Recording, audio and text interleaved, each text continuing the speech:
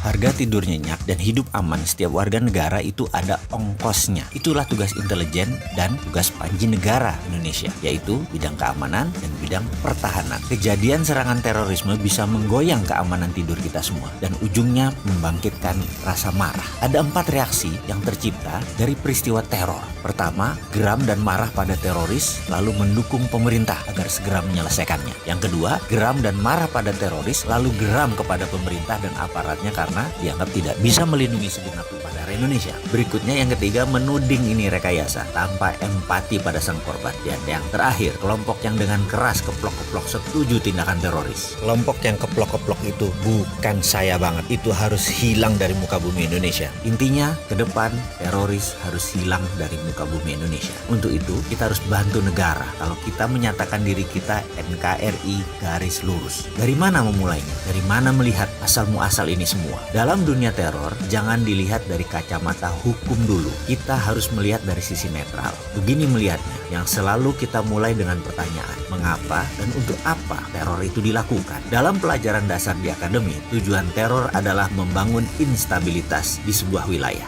sebelum nanti ditaklukkan. Kemudian, ketika ketidakstabilan tercipta, maka diharapkan membentuk ketidakpercayaan. Begitu ketidakpercayaan terbangun, maka akan menimbulkan gerakan lebih besar lagi di mana pemerintahan biasanya yang saat ini berkuasa atau incumbent terguling. Jadi teror adalah act of war atau tindakan teror adalah perbuatan perang. Kita harus melihat teror dari sisi perang atau war tools. Sekali lagi, teror adalah strategi perang, bukan kriminal biasa, juga bukan kriminal berat. Teror itu bukan tindakan kriminal. Perang itu kejahatan di atas kriminal atau kejahatan luar biasa atau extraordinary crime atau bahasa sekolahnya adalah hideous crime, kejahatan yang mengerikan. Selama melihat teror dengan kacamata pro justisia, maka teror di Indonesia tidak bisa selesai dengan cepat, akan memakan waktu lama. Oke, untuk itu sebentar saya akan menjelaskan untuk hal ini. Jadi, undang-undang anti teror yang akan diterbitkan oleh DPR atau Perpu pemerintah, pastikan pendekatannya adalah extraordinary crime dan tidak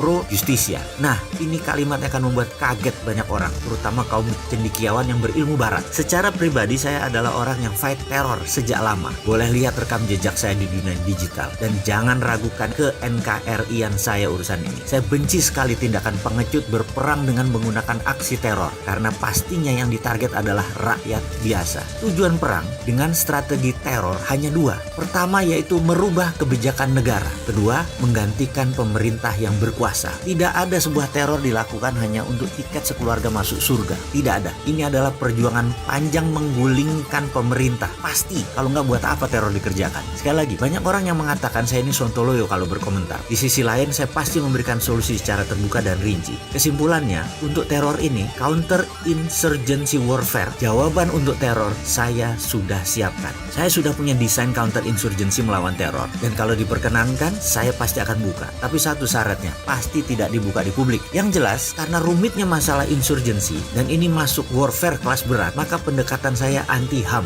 Sekali lagi, bagi orang seperti saya, HAM itu sengaja dipasang untuk melemahkan pertahanan sebuah negara. Padahal di negara yang katanya pendukung HAM, yaitu Amerika, undang-undang mereka terhadap terorisme sangat anti-HAM banget. Penggiat HAM pasti menganggap counter insurgency yang saya usulkan ini tidak layak. Kita yang melihat dari kacamata war itu juga dianggap salah. Tapi izinkan saya berargumen dan bertanya, tinggi mana human right dengan nation right? Pendekatan keilmuan dan keterampilan saya adalah nation right. Jadi saya pasti memenangkan nation right. Sekali lagi, yuk kita bangun keamanan dan pertahanan negara berdasarkan nation right.